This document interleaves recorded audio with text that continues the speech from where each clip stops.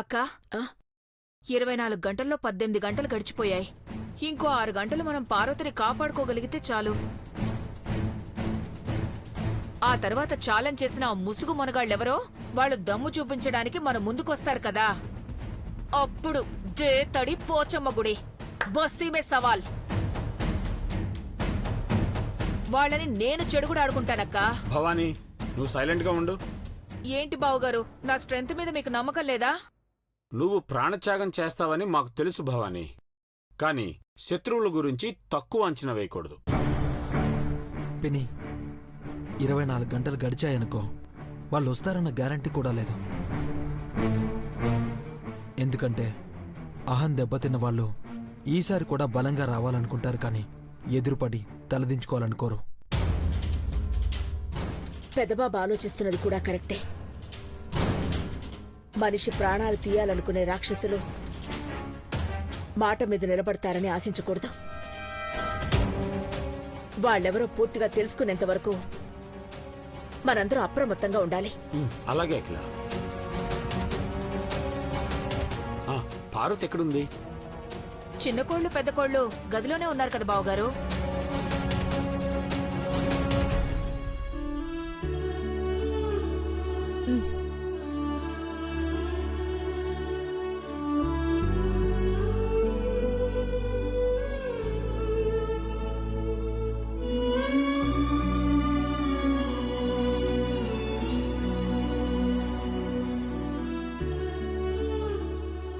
అమ్మాయి గారు, ఇట్ట టైంకి మందులేసుకుంటే మీరు మళ్ళా పూర్తి ఆరోగ్యంగా ఉంటారు.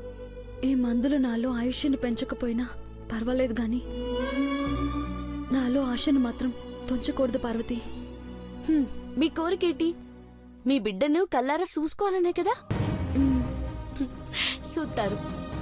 ఆనక మీరు నిండు 100 ఏళ్లు బతుకుండకపోతే అప్పుడు నా పేరు తిరగ రాయించుకుంటాను.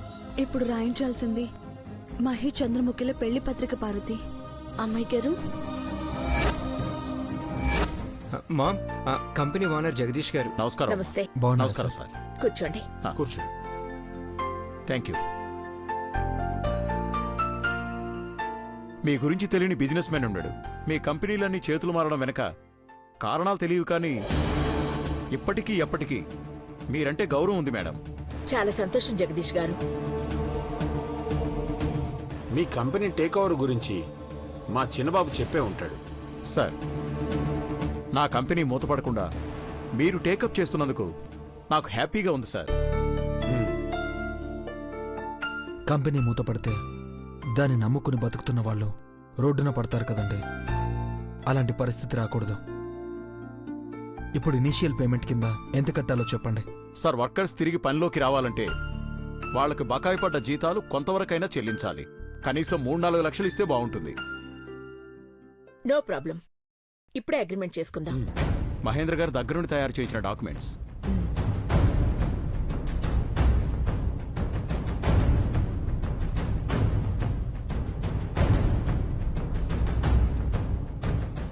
పెద్దబాబు, వెళ్ళి డబ్బు తీసుకురా. అలాగే అమ్మా.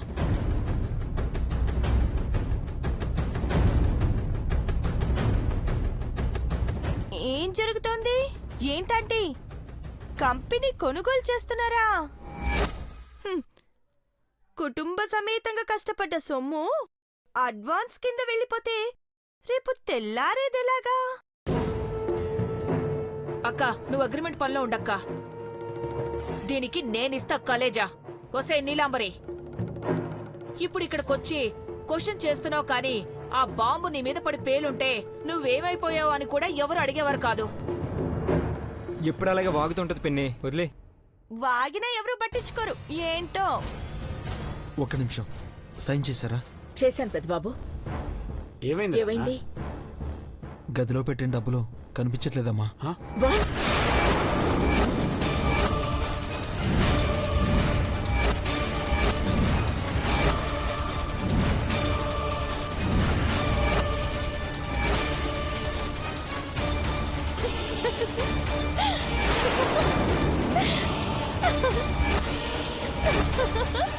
అనుకున్నదొక్కటి, అయినది ఒక్కటి. బోల్తా కొట్టిందిలే. నోరు నోర్మోయివే.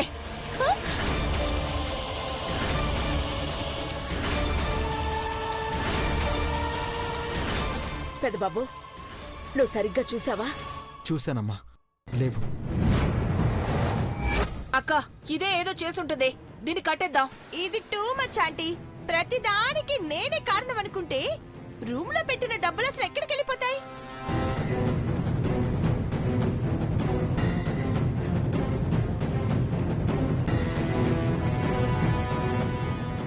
ఏమైంది? ఆ రూమ్లో పెట్టిన 3 లక్షలు కనబడట్లేదు ఐశ్వర్య.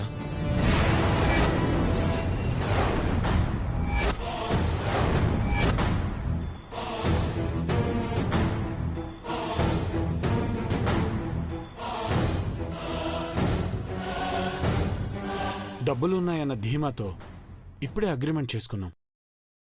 ఇప్పుడు మాట పోతుంది. అయ్యగారు, ఆ డబ్బు నేనే తీసాను అయ్యగారు.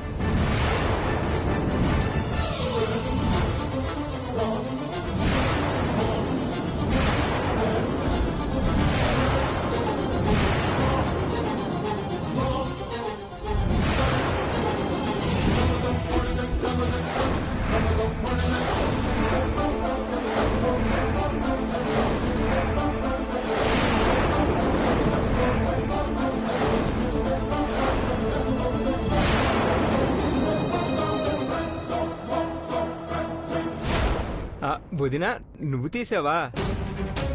అయితే ఎక్కడో భద్రంగా దాచిపెట్టే ఉంటావు. తీసుకురా వదినా, ఇచ్చేద్దాం. లేవు సినిబాబు గారు.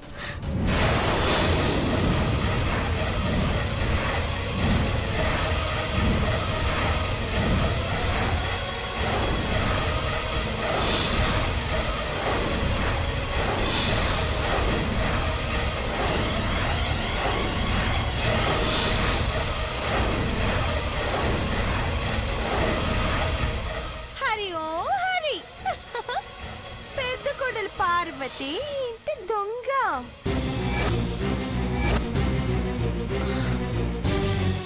పార్వతి లేవని చెప్తావేంటి? ఆ డబ్బుతోనే కంపెనీని టేక్ ఓవర్ చేసుకుందాం అనుకున్నా కదా. ఏం చేశావు? ఆ 3 లక్షలు ఏం చేశావు?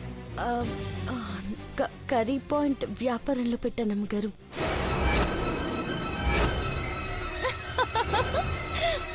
Catering business aunty.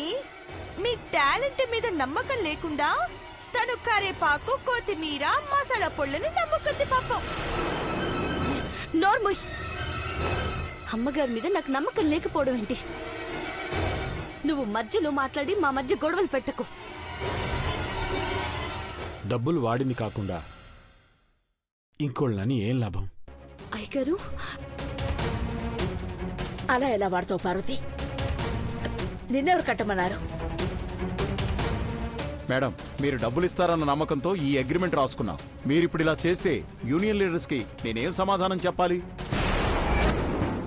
సార్, 2 రోజులు మాకు టైం ఇవ్వండి, కట్టేస్తాం. కంపెనీ టేక్ ఓవర్ చేయడం మాత్రం ఖాయం. ఎల్లుండి లోపు ఇవ్వండి సార్, లేదంటే ఈ అగ్రిమెంట్ కాగితాలు చిత్తు కాగితాలు అవుతాయి. వస్తాం మేడం. ఓకే. ఎందుకు పార్వతి ఇలా చేసావు? హాస్పిటల్లో కట్టిందనుకుంటా. పాపం నిజం చెప్పలేక ఇరుక్కుపోయింది. సారీ పార్వతి. అయ్యగారు, నన్ను క్షమించండి అమ్మగారు. ఈ కాపు. ఇప్పుడున్న పరిస్థితుల్లో 10 రూపాయలు కూడా ఎంత ముఖ్యమో నీకు తెలీదా? డబ్బులు భద్రంగా దాచిపెడతావని నీకిస్తే నువ్వు ఎవరికో ఇచ్చేశావు. నువ్వు మాలాగా వ్యాపారం చేస్తానని మాకు చెప్తే ఇంకో 2 లక్షలు అప్పు తీసుకొచ్చి నీకు ఇచ్చేవాళ్ళం. కానీ నువ్వు మాకెవరికి చెప్పకుండా ఇలా చేసినందుకు చాలా బాధగా ఉంది పార్వతి. నువ్వు కూడా తలదించుకునేలా చేస్తావని నేను అస్సలు అనుకోలేదు. చచ్చా.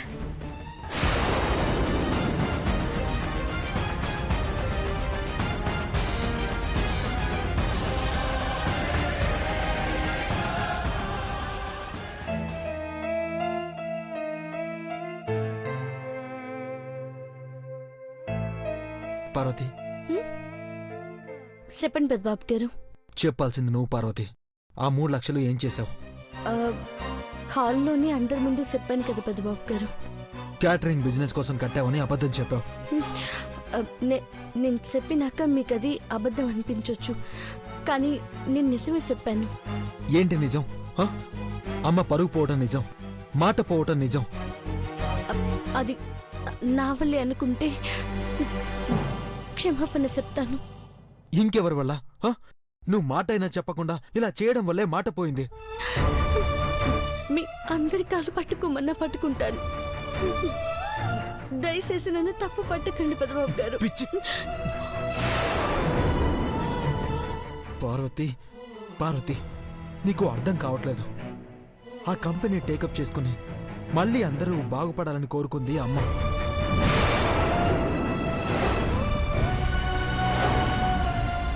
నువ్వు ఆ 3 లక్షలు వాడుకున్నావన్న బాధ లేదు. మాకు తెలియకుండా చేశావని, ఏం చేసి ఉండావో, ఎన్ని ఇబ్బందులు పడుతున్నావో అని మా భయం. నన్ను అర్థం చేసుకున్నట్టయితే ఇంకా డబ్బుల గురించి అడగండి పెద్దబాబు గారు. అయితే నువ్వు నిజంగానే క్యాటరింగ్ వాళ్ళకిచ్చుంటే వాళ్ళెవరో నాకు చూపించు. పద పద. నన్ను నమ్మకపోతేనే ఇట్టా తీసుకెళ్లి నిరూపించమంటారు. అనుమానం కన్నా ఆందోళన ఎక్కువగా ఉంది పార్వతి. ఆ డబ్బైతే లేదు పెద్దబాబు గారు. నేనైతే నిరూపించుకోవడానికి ఏం చేయలేను,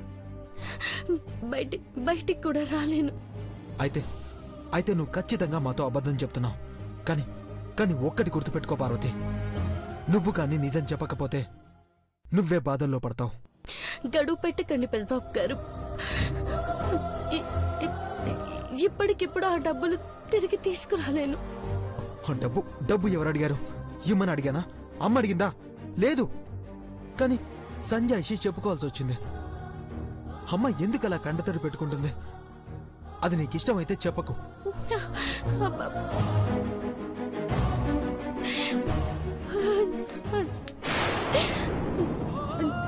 అయ్యో, అమ్మాయి గారి ఆరోగ్యం కోసం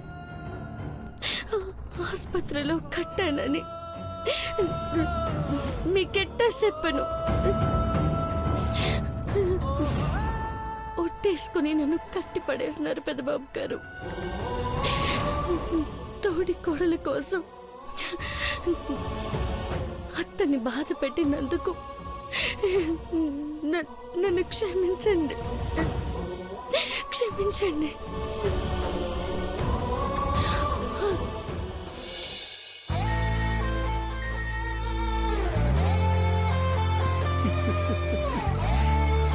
ఛీ, అప్పులోళ్ళలా నాకు మెసేజ్లు వస్తూనే ఉన్నాయి. ఎవడు పంపిస్తున్నాడో ఏంటో.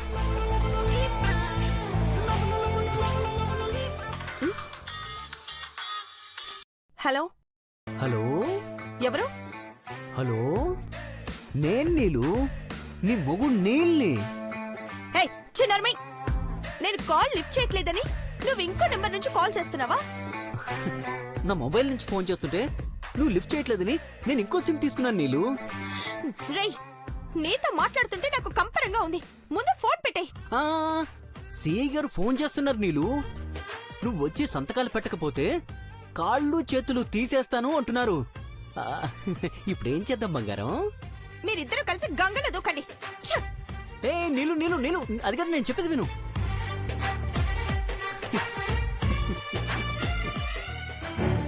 నేను అసలు ఈ ఇంటికొచ్చి వీళ్ళందరినీ ఒక ఆట ఆడుకుందాం అనుకుంటే వాణ్ణి నా కంటగట్టి మంట పెట్టేశారు. ఇలాగైతే లాభం లేదు, ఏదో ఒకటి చెయ్యాలి. పార్వతి మర్డర్ అయితే కానీ ఆంటీ వాళ్ళు షాక్ అయిపోరు. ఎవరో కానీ ఈ పార్వతిని చంపాలని చూస్తున్నారు. ఇప్పుడు నేను కూడా ప్లాన్ చేసి దాన్ని చంపేస్తే ఈ మర్డర్ వాళ్ళ అకౌంట్లోకి వెళ్ళిపోతుంది. ఏ నీలో ఏం చేస్తున్నావు? మీ ఆయన కోసం ఎదురు చూస్తున్నావు కదూ? అంత లేదంటే నన్ను కెలక్కుండా ఇక్కడి నుంచి సైలెంట్ గా వెళ్ళు. నువ్వు సంతోషంగా సంసారం చేసుకోవాలనుకుంటే ఇలా కసురుకుంటున్నావేంటి నీలు? సర్లే నీతో నాకు గొడవ ఎందుకు? ఈ 2 వేళ్లలో ఒక వేలు పట్టుకో. మ్యాటర్ ఏంటి? ఈ ఇంట్లో నుండి వెళ్ళిపోవాలో ఉండిపోవాలో చూద్దామని. నువ్వు ఉండాలి. ఉన్నప్పుడేగా తన్ని తరివేసేది. చీపురు ఎందుకలా అంటావు? ముందు పట్టుకో. సరే అయితే. ఈ వేలు పట్టుకుంటే పార్వతిని చంపాలనుకున్నాను. పక్కన వేలు పట్టుకుంటే ముందు నిన్నే చంపాలనుకున్నాను. ఏమొచ్చింది? ఈ ఇంట్లో నుండి వెళ్ళిపోవాలని వచ్చిందా ఆంటీ? చూసావా, నీ జాతకం కూడా అలాగే ఏడ్చిందే. మూట కట్టుకుని వెళ్ళిపోదు గాని. అప్పుడే ఎలా వెళ్తాను? 3 రాత్రులు గడపాలి కదా ఆంటీ. అమ్మని, నువ్వేనా ఇలా అన్నది? సరే, నీల్ నీకు కొత్త ప్రపంచాన్ని చూపించినట్టున్నాడు కదా? చిప్పా ఆంటీ, నాకు సిగ్గేస్తుంది. అబ్బో, నీకు సిగ్గు కూడా వేస్తుందా? పర్లేదే, ఇలాగే మెయింటైన్ చెయ్యి, బాగుపడతావు. సంవత్సరం లోపు పిల్లల్ని కూడా కంటావు. అన్నట్టు నీళ్ళొస్తున్నాడని చెప్పానా? పోలీస్ స్టేషన్ లో సంతకం పెట్టాలంట కదా, ముందెళ్ళి అది ఫినిష్ చేసుకునిరా. సరే. ఏ పో.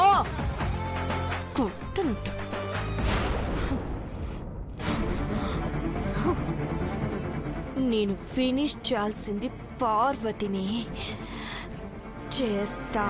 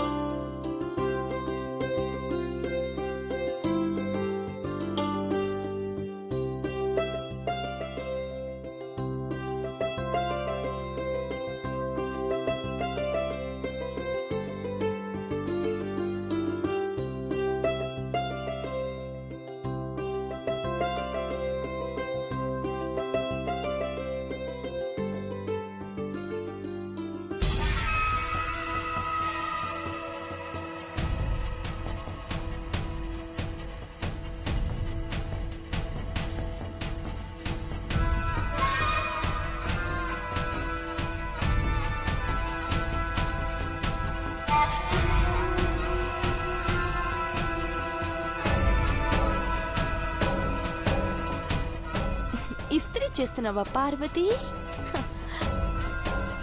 బట్టలకి పడ్డ మడతలు పోతాయి కానీ నిన్ను మడత పెట్టి పైకి పంపించే కార్యక్రమం కూడా మొదలవుతోంది.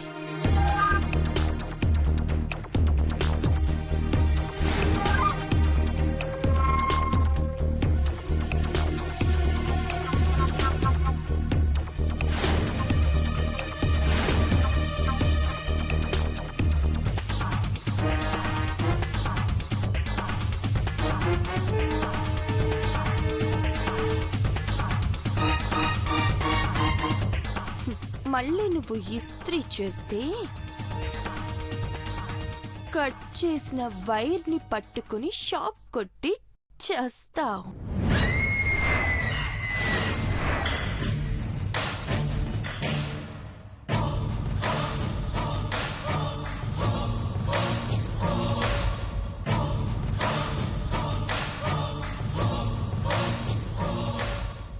ఏం చేస్తున్నావు పార్వతి?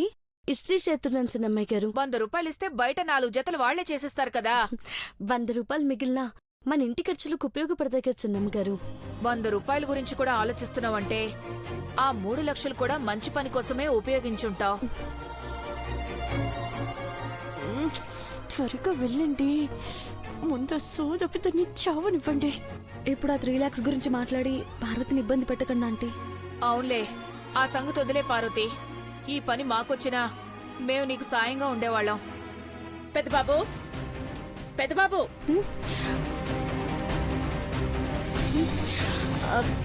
అమ్మగారు పెద్దబాబు గారిని పిలుస్తున్నారు, ఇప్పుడే వస్తాను. వెళ్ళు.